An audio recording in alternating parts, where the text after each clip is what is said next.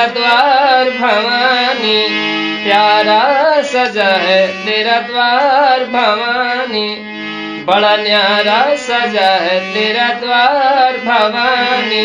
भक्तों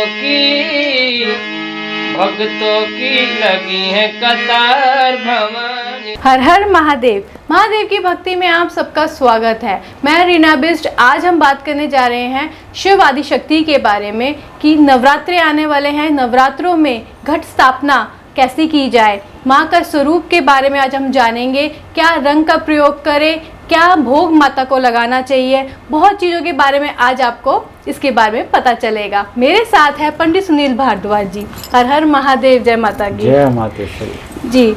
जैसे पंडित जी, अब नवरात्रि शुरू होने वाले हैं। नवरात्रों में हमें बहुत चीज़ों का ध्यान रखना पड़ता है। घट स्थापना कैसे करनी है, माँ का स्वरूप क्या होता है, बहुत चीज़ें लोग अपने घर में करते हैं। तो कुछ ना कुछ ऐसी चीज़ें होती हैं कि लोगों को पूरी इन्फॉर्मेशन नहीं होती है, कुछ ना कुछ रह जाता है।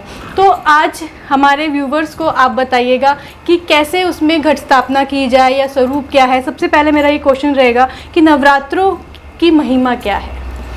देखिए, नवरात्रे हैं, ये नवरात्रों की महिमा है। इसमें रात्रि को भी आप पूजा पाठ कर सकते हैं। नवरात्रे प्राय 4 होते हैं। 2 नवरात्रे आपको गुप्त भी मिलेंगे। 2 नवरात्रे माघ के और आषाढ़ के 2 नवरात्रे गुप्त भी होते हैं जी। और चैत्र के और आश्विन के ये शारदीय नवरात्रे हैं, जो अभी 26 तारीख से शुरू हो रहे हैं। ये नवरात्रे शारदीय नवरात्रे हैं।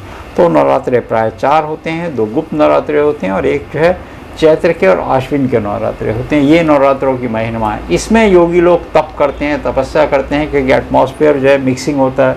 इस समय यम नियम प्रत्याहार ध्यान धारणा समाधि तक आप पहुंच सकते हैं। तो अंततः आपने शिव को पाना है।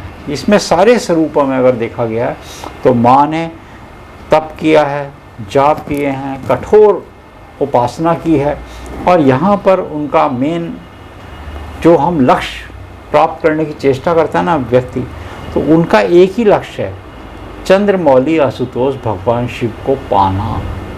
और नारद जी ने भी कई कथाओं में आप देखेंगे इनकी कि उनको प्रेरणा दी, उनको ज्ञान दिया कि आपका इस ब्रह्मांड में सिर्फ एक ही उद्देश्य है कि बाबा को कैसे प्राप्त करो। अपने आराध्य को भसते भसते उसके निरंतर चिंतन में कैसे डूबेंगे, आगे सभी इन कथाओं में माँ की है। माँ के 9 स्वरूपों का वर्णन बड़ा विस्तार रूप से, बड़ा सुंदर देवी भागवत के आधार पर लिखा गया है। जी। नेक्स्ट, जैसे कि माँ के स्वरूप के बारे में बताइए कि कैसे स्वरूप, जैसे उनके पहली माँ शैलपुत्री का जो स्वरूप है, नवदुर्गाओं में इनका पहला स्वरूप है। एक तो माँ ऋषभ पर सवार है। ऋषभ मतलब बैल पर सवार है।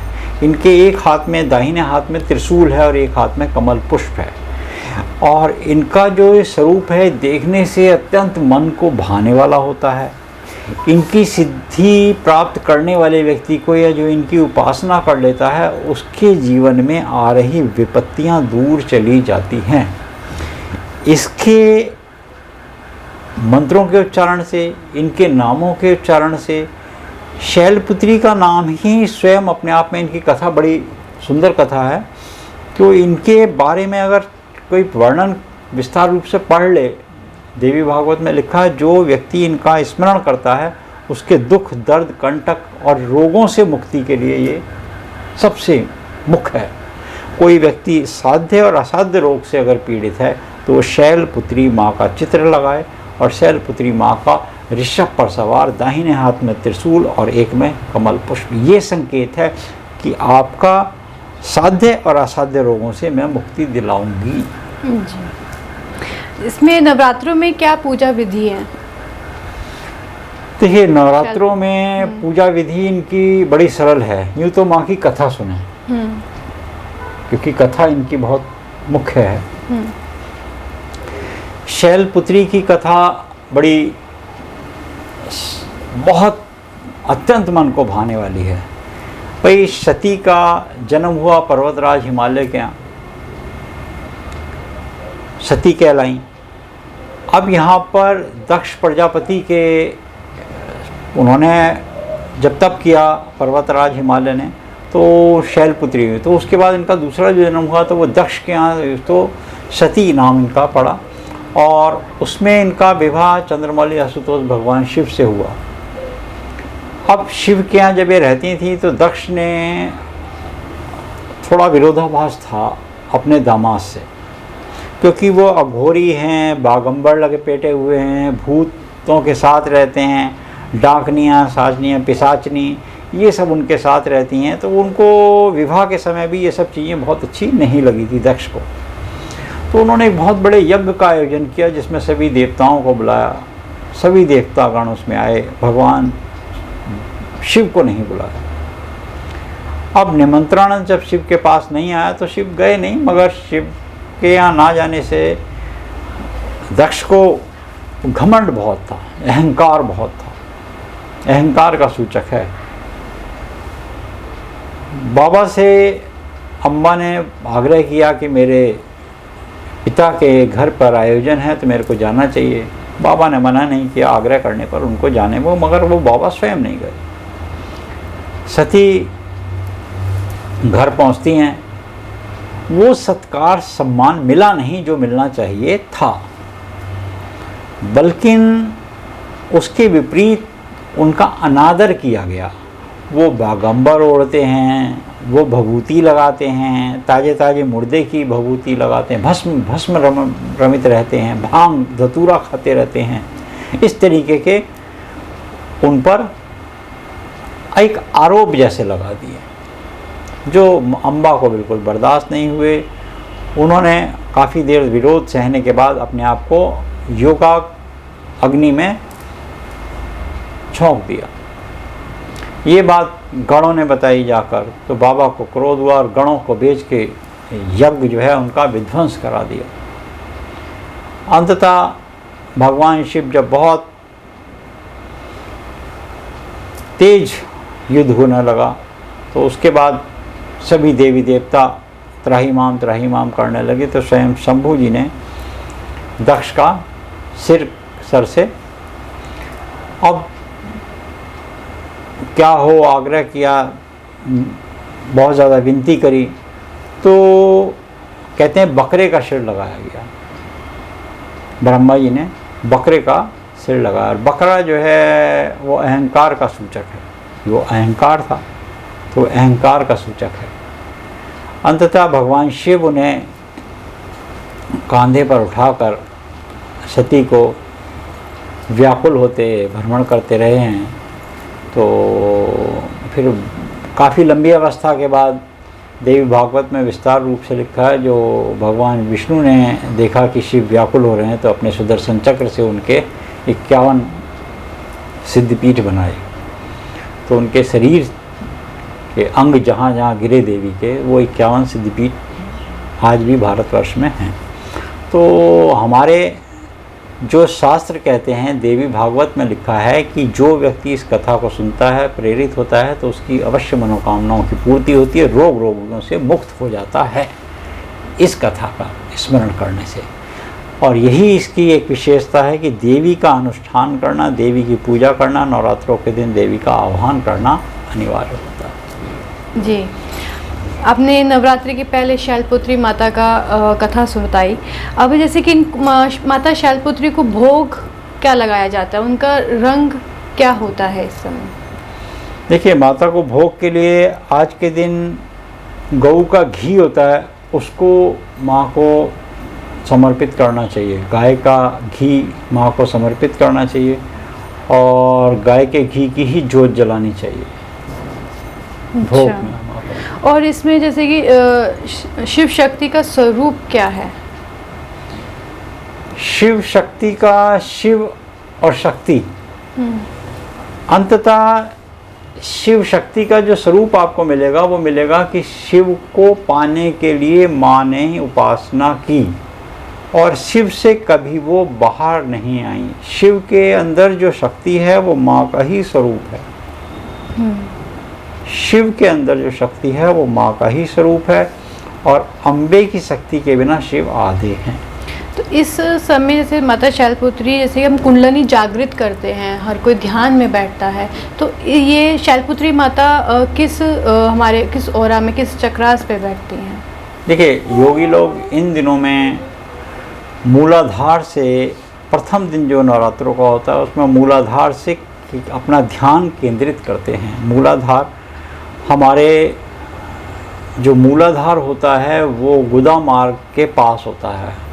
उस स्थान से योगी लोग ध्यान करते हैं, बिल्कुल एक योग साधना की तरह बैठते हैं। जैसे शंकर जी शांभवी मुद्रा में बैठते हैं। शांभवी मुद्रा मतलब हुआ कि आधी आँख हल्की सी खुली हुई, दोज के चांद के बराबर आँख दिखती हुई हो, और वो अवस्था जो होती है वो योगी लोग बिल्कुल स्पाइनल कॉर्ड को सीधा रख के इन दिनों में साधना करते हैं। इसमें नवरात्रि कहा गया, तो नवरात्रि का मतलब रात्रि में भी साधना की जाती है।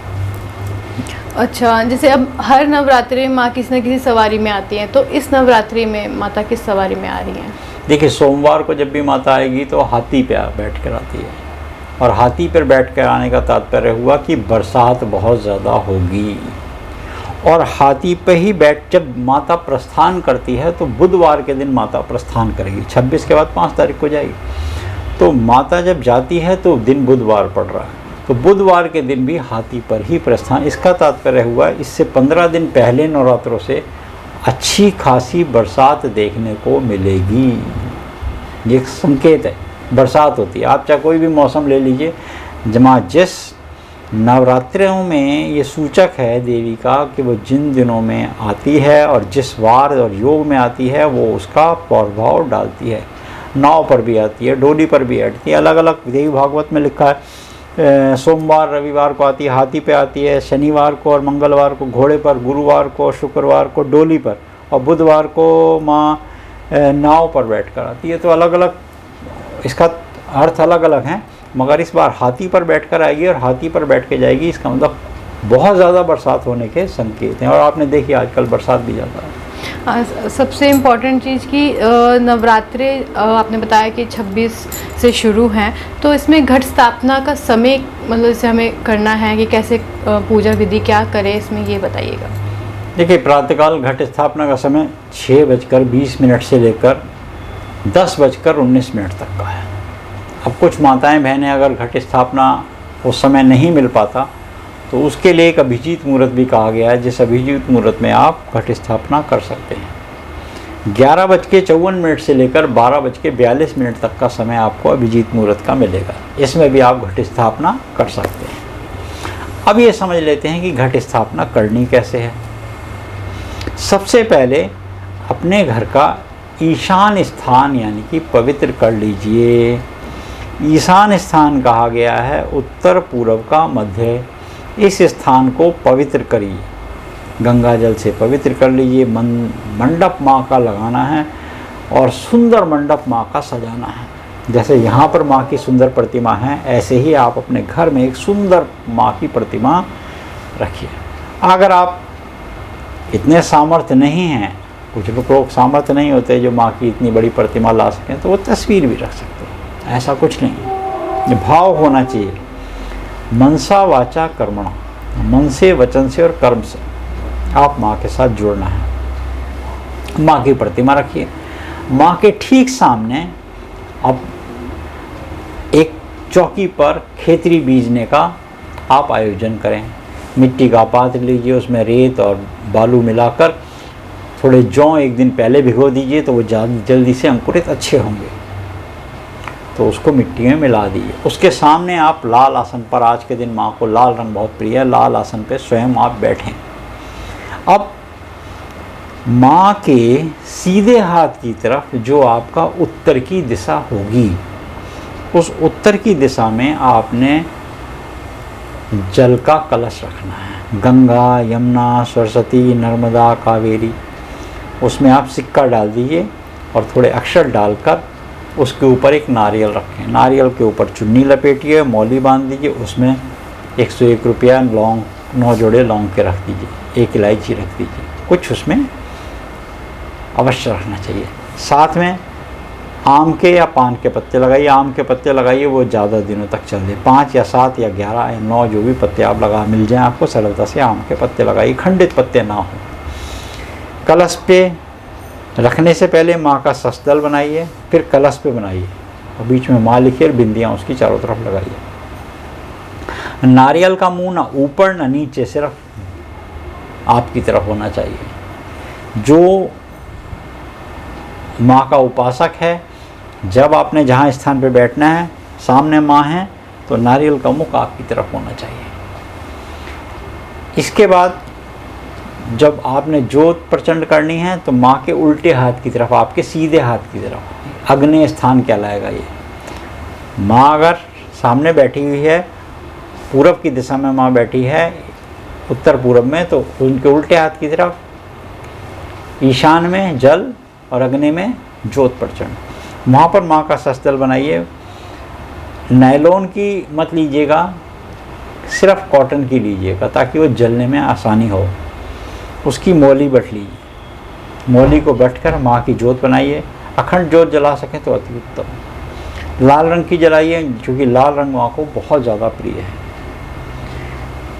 नीचे पुष्पों को बिछाइए सुंदर से, और ऐसा आयोजन कीजिए कि प्रतिदिन नीचे के पुष्प बदल सकें। अब बड़ा कलश में आप अखंड जोत जलाना चाहते हैं तो जोत जला दी।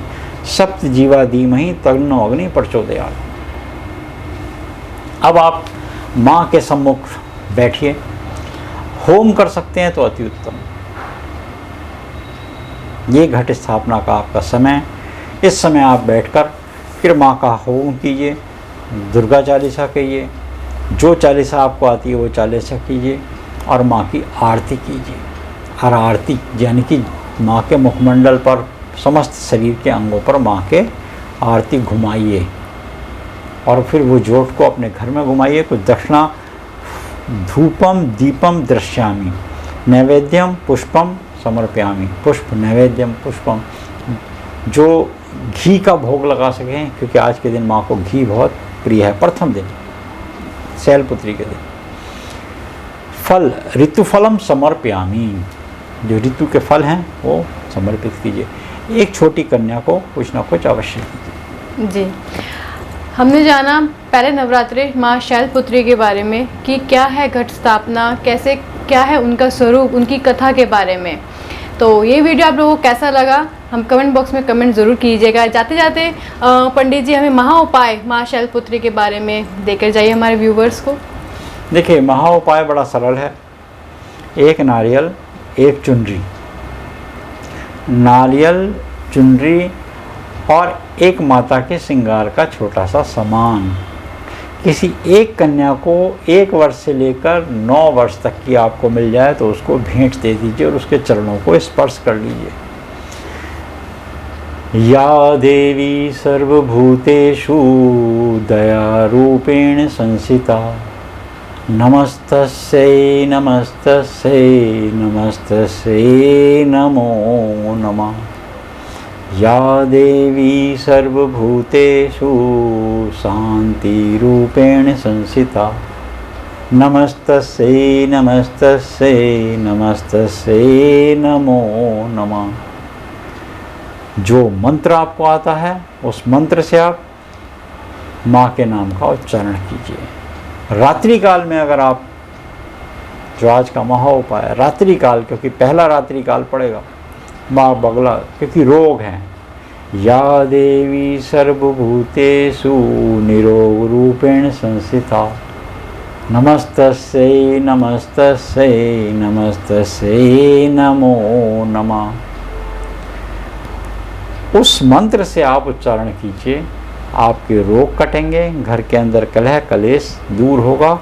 अपनी औषधियाँ उत्तर पश्चिम की दिशा से उसके रैपर फेंकने शुरू कर दीजिए, रोगों में निवारण में सहायता होगी। जी, आप लोगों ने जाना महा उपाय के बारे में। माँ शैलपुत्री के उपाय आपको क्या करना है आप ज़रूर कीजिएगा। आगे नेक्स्ट वीडियो हमारी एक और नवरात्रों के हम 9 वीडियोस बनाने वाले हैं। अब नेक्स्ट वीडियो भी आएगी तो हमारे चैनल को सब्सक्राइब जरूर कीजिएगा ताकि उसकी नोटिफिकेशन आप तक आसानी से आ सके।